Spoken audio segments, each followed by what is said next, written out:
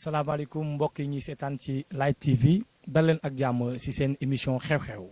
xew-xewu jamono yi nag ñun moom moo ñu ñor fii ci biir Light TV moom moo tax ñu andi leen rubrique bi nga xamante ni dañuy koy dem tourner ak ki nga xamante ni moom moo nekk organisateur u benn xew-xew que ça soit mu nekk li nga xamante ne moom moo nekk événement bu folklorique wala mu nekk événement boo xamante ni soirée dansante la wala mu nekk loo xamante ni en tout cas daal un des faits regrouper ay jeunes ñun l'essentiel pour nous moom mooy dañuy dem fekk ji jeunes yooyu noonu xool seen idée de projet bi lan la doon xool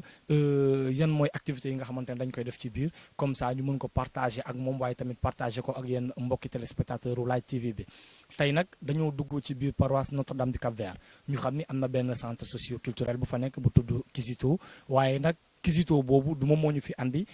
spécialement waaye acteur bi nga xamante ni moom moo nar a yëngalati Kizito su ma wax yëngalati Kizito c'est parce que am na habitude di def mbégte yu mel noonu di def mbaax yu mel noonu nit ñi di faral di wax rek c'est l'enfant chéri des Sénégalais lu tax may wax loolu mooy parce que moom mooy ki nga xamante ni bu nekkee ci biir rajo bi di bégal suñuy xol ñuy dégg baat bu neex bi waaye tamit ñuy àndandoo ak moom ci sonorité musicale yu extraordinaire yoo xamante ni moom la ñuy tànnal ci sélection yi mu nekk nag jeune boo xamante ne ci Oxygène rajo moom lay liggéeyee mbokk yi dama bëgg bàyyi leen aussi tamit ngeen découvrir en image jeune boobu noonu muy tudd ci turam bi nga xamante ne moom lañ koy woo ci milieu bi DJ Lass mbokk yi ñu bàyyi DJ Lass. salaam Zézé noo def. ça va maa ngi fi. yaa ngi ci jàmm. waaw maa ngi ci jàmm bu baax. waaw maa ngi nuyu téléspectateurs yi LTV yi nga xamante ne ñoo ñuy seetaan man la DJ Lass rajo Oxygène FM maa leen di nuyu ku nekk ci turam ak santam. xëy na bañ la ne DJ Lass ñu naan Lass mbaa tur la wala Lass Lassana la tudd wala nan la tudd est-ce que mën nga ñoo dellu si un tout petit peu ci li nga xamante ne moom mooy sa tur dëggantaan. Jokin Emmanuel Mendy mooy sama vrai nom Lass bi nag mu ngi ñëw en 96 sama benn cousin moo andi woon Lass bi quoi te nekkuloo sax Lass mbux Lass la doon wax tout mooy surnom yi joxe noonu pour mbalak nii. su la ma koy jo la ma koy noonu la ñuy dem noonu def ba 2008 nag laa commencé dugg ci musique 2008 boobu ci laa dagg lépp def Lass fa la Lass bi jógee depuis boobu ba léegi parce que entre ba ñu commencé defoon naa Lass mais bëggoon naa di changer entre DJ Manu wala DJ Emma mais dama ne ma ci biir Lass bi moo gën a dem ma ne kon damay maintenir DJ Lass. voilà DJ Lass mu ngi ñuy expliquer en même temps que ni dafa dugg ci aventure musique bi depuis en 2008 ma bëggoon a xam aussi tamit lan moo nekkoon particularité bi tax ba moom mënoon na dem télé DJ Lass mënoon na defi ji leneen aussi tamit mënoon na nekk directeur entreprise waaye li mu choisir dans un premier temps en 2008 moom moo nekk animateur rajo ma bëggoon a xam nan la fa approche bi demee woon ba DJ. bon balaa maa ñëw ci rajo bi damay ñëw déjà côté musique bi bon dama amoon ay cousin yoo xamante ne ñoo nekkoon ci milieu animation bi ñoom laa doon àndal tout le temps parce que ñoo defandoo en France muy animé ñu koy wax Jean 2 actuellement mu ngi France mu nekkoon nag moom xam nga jàppal bàyyi ñuy nekk ci affaire yi ndànk mu may jàng nu ñuy câble noonu ma doon jël nag logiciel bu ñu doon ne Atomix laa doon utiliser di essayer def heure ma ñëwee mu ne ma li nga def baaxul man au début foogoon naa ne kii daf may nu mu tuddee sous-estimé mais à la longue laa dem ba xam ne kii dama doon wax ba dem naa ba di utiliser virtual DJ di def loo xamante ne tey jii muti noonu laay demee ndànk mais côté rajo bi maa ngi dugg rajo le 24 avril 2012 laa dugg rajo Oxygène te ça a été très très très très difficile parce que bon. da nga daan dugal lettre dama doon def presque chaque 2 mois ma dugal lettre waaw demande à la longue laa tasante ak benn jour ki ma njëkk a tasante mooy rédacteur en chef actuel mooy Seydina Omar Sy laa ko ne yéen Oxygène da ngeen di jàppale nit ñi jeunes yi mais gisuñu fa sentiruñu noonu di jàppale jeunes yi parce que nit yi dañuy dugal demande noonu mais ala du teel a génn. mu ne ma comment ça bàyyi lu ngay wax ma ne ko non loolu laay wax karab yéen jàppale woo leen kenn abi noonu mu dem par la suite nag laa tasante ku ñu naan maestro Biram Ndaw lañ tase benn soirée ma doon sonorisé moom ma ko doon animé léegi foofu nag lañ doon waxtaan ba ñu dugg ci débat boobu mu wax ko mu ne ma ah bon ma ne ko mu ne ma jox ma sa numéro ba ma jox sa numéro suñu demee naa ko jox directeur bi dina vérifier par rapport ak demande yi fa dugg par la suite dem na vérifier nañ gis nañ ko après si la ma woo téléphone ma dem fa ba ma fa demee ñu toog waxtaan que mu laaj ma lan laay def ma ne ko maa ngi jàng mais damay def animation noonu la ñu toogee waxtaan bu yàgg après la ma ne demal man après dinaa xool ba le 24 avril bi nag si la ma woo sax may fekk maa ngi si boolu añ di añ la ma woo téléphone ne ma man la directeur u rajo Oxygène mu ne ma est-ce que mun nga ñëw rajo léegi nii ma ne ko y a pas de problème mun naa ñëw noonu laa jógee ñëw ba ma egsee mu ne ma tey ngay commencé ma ne ko tey mu ne ma lan la xanaa pare woo mu ne ko non man pare naa samay son pare na mais ni nga ma ko waxee rek mu ne am problème mu ne ma tey ngay commencé ma ne ko am problème même ma dem jëli sama disque dur temps yii maa ngi yor benn disque dur externe bu 75 giga ba ma ñëwee taxaw mu ne ma da ngay jël antenne ko commencé wax ma ne ko non mënuguma wax mu ne ma da ngay wax ma ne ko non mënuguma wax mu ne ma il faut nga wax nag tey moom il faut nga wax ou sinon rien ma ne sama xel nag ki ne tente rien n'a rien donc bàyyi ma jël ko noonu laa sëggee nag dem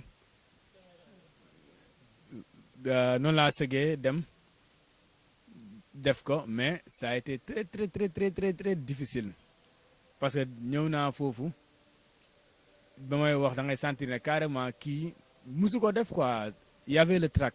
dama doon lox si sama à travers ma voix mais au fil du temps may dem voix bi di gën a amélioré ndànk may dem ba tey jii nii yàlla def na ne man mun naa toog rajo wax sans pour autant bañ a nekk à l'aise je suis parfaitement à l'aise su may wax rajo. en tout cas mu nekk histoire bu riche histoire d'entrée bi nga xamante ni moom la suñu maestro bu mag bi nga xamante ni actuellement ni moom la ñuy bëggee fépp ci àdduna DJ Lass en tout cas moom la ñu andil waaye tamit DJ Lass ñu gis ni depuis sa entrée aussi tamit ci milieu musique bi depuis sa entrée ci milieu animation bi Oxygène nga am habitude chaque année nga am loo ñuy béggalee suñu xol yi encore waat bu bokkul ak rendez-vous yi ñuy jox chaque jeudi mu nekk centre socio-culturel de Buntu Pikine nga koy organiser moo bëggoon nga ñëw ci loolu. dama ne woon na mënuma nekk tamit rajo di partager yenn familiarité yi ak auditeurs yi ak auditrices yi tamit te dooma am loo xamante ne en retour naa ko def ak ñoom parce que mënoo nekk dans les quatre murs de la rajo nga toog di woo nit yi di la woo di la nemmeeku ñi di la naan da nga leen neex ak yooyu yëpp te yow amul benn apport boo leen mën a def pour mën a toog ak ñoom à part parfois nga ñoo xamante nga leen nii nga dem seeni kër c'est-à-dire carrément damay teg leen événement boo xamante ne da leen di rassembler ñun ñëpp événement bi du bàyyi kenn ñëpp lay andee ñu toog ñu foo kaf ree ñu mën a dund ay moments yoo xamante ne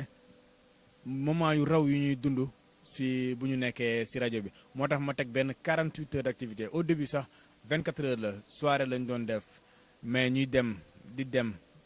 ma 3e édition bi si lañ fas def ne carrément dañ koy teg loo xamante ne 48 heures lay doon maanaam 2 jours dañuy def soir lendemain xawaare pour ñi nga xamante ne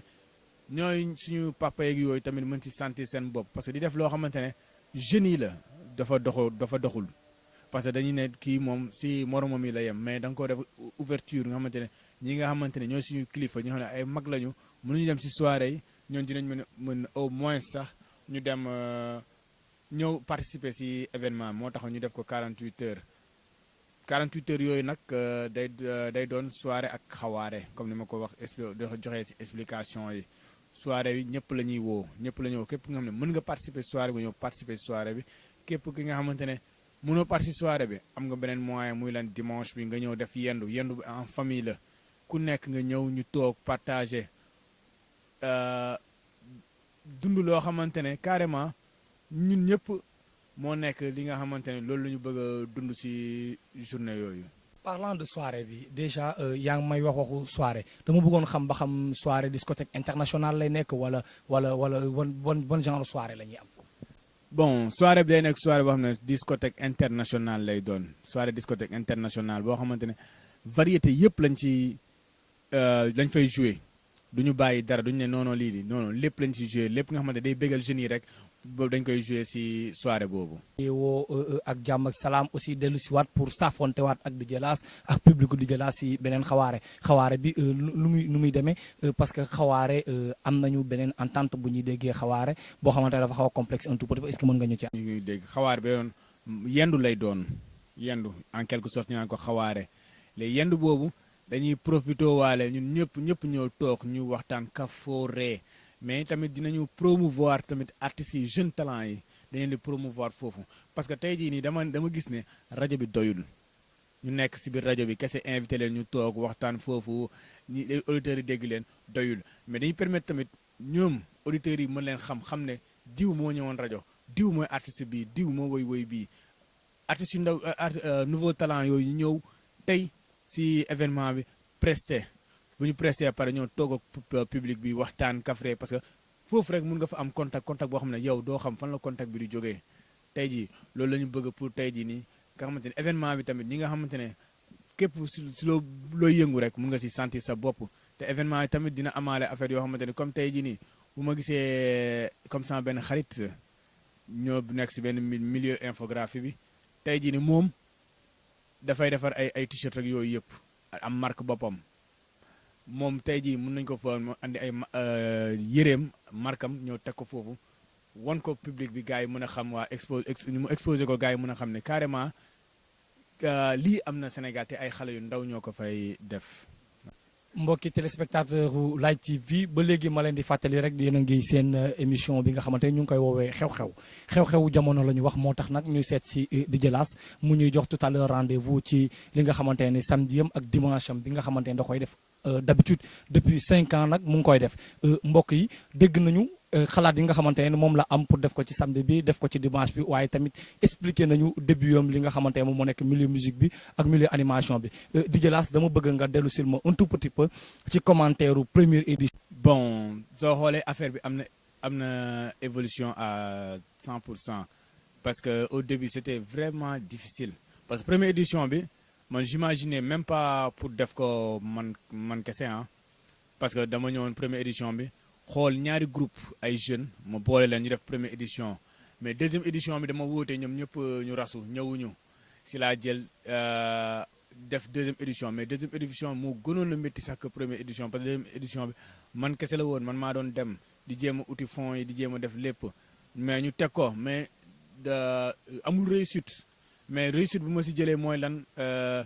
participation nit ñi participer nañu bu baax ñëw nañu foofu kii moom laa gën a gis loolu moo gën a tax sax ma ne damay continuer parce que loolu rek réussite la parce que nee naan amul réussite soo déggee man amul réussite côté boobu maanaam côté finance beeg yenn affaires yi organisation bi dafa des mais wuyusu bu nit ñi wuyusi rek man moo nekk man à 100% sama réussite foofu ñu pare fa dem troisième édition ay nit ñëw fekk si ma pour jàpp si liggéey bi pour ñu mën a liggéey affaire bi événement bi dooleel ko ñu def troisième édition bi tamit troisième édition bi tamit tane na ñu def noonu ndànk-ndànk parce que moo tane par rapport ak première ak deuxième pare ñu def daaw quatrième édition bi nag amul na boom explosé na dox na presque bëri na ñu ñëw rafetlu ko parce que ba tey dañ may woo di ma naan c'est événement bi dox na mais tey jii nii dox na mais gis naa si ay failles ak ay amélioration yoo xam ne def naa ko parce que soo xoolee daaw dama osé génnee def ay bâche dépensé pour mun a événement mun a dox mais dem nañu ba loolu gis naa ne am na réussite am na suivi dox na moo tax ren dama ko teg soo xoolee li ma def daaw ren dama ko triplé ren dama jël ay initiative gën si investiru pour mën a tamit surtout sponsor yi parce que daanu ma am sponsor dama doon dem noonu man kese mais jamono ji ma toll am naa ay sponsor dox naa ay sponsor ba ñu ngi wuyu si te j'espère que fii ak semaine prochaine sponsor yëpp ne d'accord ne carrément dinañu ñëw waxtaan dinañ ñëw jàpp si événement bi pour mu doon événement boo xamante ne bu ñëpp di rendez-vous lay doon biir Pikine waaw mun naa ne nag chaque année day am évolution day amélioré wu day gën a avancé maturité day gën a am quoi chaque année waaw. mu ngi am les 16 ak le 17 septembre samedi 16 ak dimanche 17 septembre fii ci centre Kizito bu Pikine. amis téléspectateurs de Light TV waxoon naa leen ko xew-xew du yomb parce que nii la ñuy def dem seeti ji acteurs yi nga xamante ne ñoom ñooy organiser ñu jox leen rendez-vous waaye nag rendez-vous bii nii le 16 ak le 17 kan la ñuy àndal ñu ne ñu DJ Lass l'homme aux doigts d'or l'homme à la voix magique ki nga xamante ni en tout cas moom moo ñuy bégal ki nga xamante ne ni moom mooy l'enfant chéri des Pikinois saay bu wootee ñi ñuy jóge fu nekk ci Sénégal jóge fu nekk ci biir Dakar fekk ci ko fi nga xamante ne moom moo nekk centre socio-culturel bu buntu Pikine waaye nag jàngat biñ ci def par rapport ak ba mu ñuy décortiquer moom mooy gis nañu ni am na évolution chaque année donc ren ay ku ko tardé waaye nag mbokk yi du yem foofu noonu man li ma bëgg laaj DJ Lass mooy pourquoi centre socio-culturel bu buntu Pikine première année deuxième année troisième année quatrième année ba cinquième année nga resté. fidélisation bi du dara juste que man Pikine laa xam Pikine laa juddoo Pikine laa yaroo Pikine laa màggee sama lépp Pikine laa ko defee musuma génn Pikine nii mais tey jii nii mënuma def dara génn dem di ko defee ci mbedd bi bàyyi sama fief fi ma dëkk il faut que ma def loo xamante ne fi ma dëkk la ñëpp xam ma fa pour ma mën a génn ci mbedd bi dem defi feneen tey jii bu ma jëloon mënoon naa jël affaire bi yóbbu ko Notre-Dame du Liban IMCA wala feneen ak feneen mais du ma ko def parce que tey jii nii il faut gagner la confiance de chez soi avant d'aller ailleurs da ngay gagner ñi nga xamante ne ñoo nekk sa alentour seen confiance pour nga mën a dem feneen tey jii bu ma xëccoon affaire bi def ko fa la Pikine dañu naan kii dafa beew kii xamul boppam parce que mënuñu jël événement bàyyi ñu fii Pikine dem ba Dakar wala feneen ak feneen di fa defee événement am donc fii laa am fii laa xam fii laa ko mën a defee te ba tant que maa ngi def événement bi centre Kizito laa koy defee centre Kizito du ma génn feneen xanaa dara muy lan ma bëgg a def 2 fois ma su génne benn bi mais événement phare bi phare biir Kizito lay amee chaque année s'il plaît à Dieu. mu mel ni mbokk yi dañuy tënk ci kàddu yi DJ Lass yi lii di nirool ni bay ci weewu tànk balaa ngaa yow di bale sa buntu kër da ngay bale sa buntu néeg ba mu set wicc en tout cas loolu la ñu bëgg a xamal di ñu xamal bu baax a baax ni aussi tamit ni fii la juddoo fii la yoroo fii la màggee donc pourquoi pas mu resté biir Pikine ci ay activité xëy na buy def ñaar mu soog a génn ci biti en tout cas kàddu yoo xamante ne dafa sage trop moom la ñu dégg aussi tamit muy montré fidélisation boo xamante ne dafa respectueuse bi nga xamante ne DJ Lass moom la amee waaye nag balaa ñuy tëj émission bi dama bëggoon la DJ Lass tamit uyul ñu tuuti ci xale yi nga xamante ne ñoom ñoo soog a nekk ci milieu bi wala ñoom ñooy rêvé dugg ci biir milieu bi peut-être mu wax leen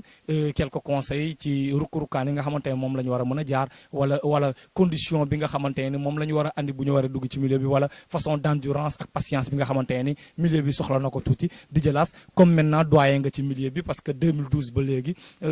ku ci nekk war nañ laa wax chapeau peut-être xale yaa ngi bëgg a dugg ci biir rajo yi ou bien ma ne la 2008 xale yaa ngi bëgg a dugg ci biir milieu animation bi ban conseil nga leen. conseil moo mën a jox te avant bu ma joxee conseil sax dama leen ne carrément yombul quoi nekk ci milieu musique yombul parfois di nga dégg lu nekk wala boo koy démarrer say parents duñu d'accord pour nga def ko mais boo amee gëm-gëm rek di nga ci génn te wàllum animation bi actuellement nga gis jeunes yu bëri dañoo yàqamti wala soit dañuy gis sa morom nekk na fa nga bëgg a concurrence ak moom wala soit gis xale yu jigéen ñi nga bëgg ci dugg. non affaire bi du loolu affaire bi amour la da nga ciy dugg pour par amour wala soit nga doo ci dugg par amour te ñi nga xamante ne ñu ngi ciy dugg actuellement bu ñu bàyyi seen jàng am na ñoo xam ne dañuy commencé dugg ci animation ñu bàyyi jàng bi nekk ci animation bi kese tey jii nii man maa di wax maa ngi en licence 3 en multimédia en même temps maa ngi rajo maa ngi animé. mais tey jii gëm-gëm la parce que boo bàyyee jàng bi nga dem ne da ngay toog ci animation bi suba animation bi dina la bàyyi te animation bu la bàyyee tu seras un raté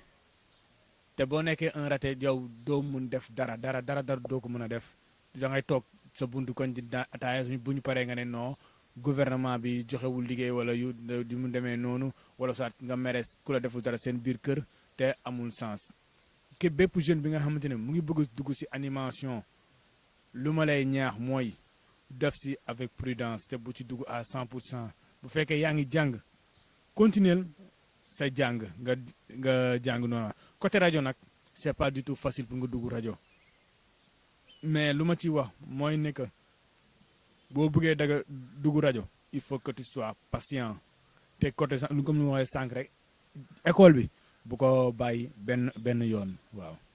J'espère que vous avez bien prêté l'oreille, vous les jeunes. En tout cas, loolu moom moo nekk conseil yi nga xamante ne moom la leen seen grand DJ Lass andiloon tey comme ça xamal leen bu baax a baax li nga xamante ne ni moom ngeen mën a def pour yegg ci bu baax a baax ci biir milieu bi mais nag astafurlah ñaanuma yàlla xam sa kooku noonu may waaj a tudd un raté nekkul daal en tout cas jeune boo xamante ne soxla nañ ko biir Sénégal parce que sa bopp ngay sonal ñu waaye tamit ñun ñi nga xamante ne ñun ñoo nekkaale ak yow fii si biir Sénégal sonal say waajur waaye mbokk yi dañuy waaj daaneel waxtaan bi neexoon na trop waaye comme niñ ko xamee rek il faut mu jeex en tout cas DJ Lass il nous a beaucoup émerveillé par rapport à ses dires waaye tamit dañ koy bàyyi mu tàggatoog public bi waaye tamit mu joxaale leen beneen rendez-vous. waaw maa ngi jox rendez-vous bépp nit bi nga xamante ne yàgg ngaa ñëw si événement DJ Lass nga ñëw si le 16 ak le 17 septembre parce que am na ay surprise yu bëri parce que ren sentir nañu lu bëri changement yu bëri am na ay surprise mais mënaguñu ko waxee il faut ku ñëw ba si biir nga soog a mën a xam képp ki nga xamante ne ñëwagoo ñu ngi lay ñaan tamit nga ñëw découvrir lan mooy anniversaire DJ Lass événement bi nga xamante ne moom la ñu préparé chaque mois de septembre fii ci centre Kizito bu Pikine képp ki nga xamante ne nag yaa ngi ñuy seetaan maa ngi lay remercier bu baax a baax ñi nga xamante ne ñoom laay liggéeyandool mënuma lim bu ma limee damay juum maa ngi leen di féliciter di encourager leen jàpp leen dina baax parce que affaire bi du man kese am na équipe bu nekk sama ginnaaw équipe boobu nag ñoom ñooy liggéey bi yëpp waaw ñoom ñëpp maa leen remercier tamit sama grande sœur bi nga xamante ne tamit elle ne ménage aucun effort pour réussir événement bi maire bi ak tamit sama papa yàlla na suuf sedd si kawam quoi moom moo gën a tax nag may gën a reyante ni pour ëllëg ak nag ñu mën a nekk si jàmm. Il est communément appelé DJ Lass, Emmanuel de son vrai nom. En tout cas mbokk yi moom la ñu àndaloon ci numéro bi ma leen di fàttali rek ni fi nga xamante ne moom moo nekkoon ci caméra bi mu ngi tudd rek Alioune Diop nekk suñu directeur de production. Il s'est déplacé lui-même pour ñëw tey jii nii pour cadrer ñu merveille yi nga xamante ne ni moom la ñu doon partagé ndoo ak ki nga xamante ne moom moo DJ Lass fii à la présentation ngeen am seen xarit seen doomu ndey DJ Zézé votre serviteur wax naa leen ko rek ñun lépp lu ñu def c'est pour vous émerveiller c'est pour vous servir ñun ay serviteurs lañ particulièrement moi man serviteur bu mag a mag laa moo tax mbokk yi dama leen di wax rek ni saay bu baaxee yan la waaye bu bonee ñun la waaye nag ñaanuñu yàlla def benn yoon loo xamante ne dafay bon parce que ñun dañ fay nekk pour servir te bu ñuy servir on fait la qualité pour l'excellence mbokk yi le travail et adoration sur Light TV merci beaucoup xew-xew jërëjëf ba ëllëg ak beneen numéro